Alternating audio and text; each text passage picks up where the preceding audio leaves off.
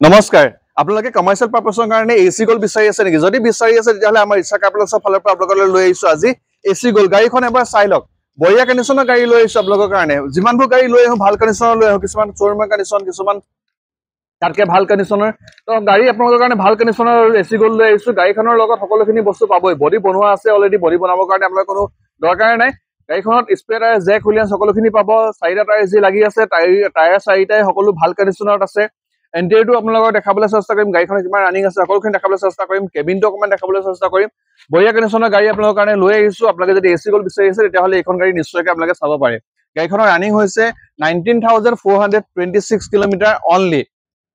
আৰু গাড়ীখনৰ হৈছে 2023 ডিসেম্বৰ মানে আপোনালোকে এখন 24 বুলিও ধৰিব পাৰে কোনো কথা নাই কাৰণ ডিসেম্বৰ 27 ডিসেম্বৰ 2023 হয় আৰু এইখনৰ ৰানিংটো অলৰেডি কলোৱে গাড়ীখনৰ আমি আস্কিং প্ৰাইসটো ৰাখিছো এইখনৰ 425 ওপৰত নেগোসিয়েশন হৈ যাব কিমান হ'ব কি হ'ব এনেকৈ নেগোসিয়েশন কৰিম অন টেবল আমি ডিসকাশন কৰিম স্ক্ৰিনত আপোনালোকৰ কন্টাক্ট নাম্বাৰ দিয়া আছে আপোনালোকে স্ক্ৰিনৰ কন্টাক্ট নাম্বাৰ লৈ আপোনালোকে যোগাযোগ কৰিব পাৰে আহক ইচ্ছা কাপলে যোৰহাট মাললি ঢাকাগড় ৰোড আপোনালোকৰ যে কিবা গাড়ী এক্সচেঞ্জ কৰিব বিচাৰিছে এক্সচেঞ্জ অফাৰো আমি ৰাখিছো আহক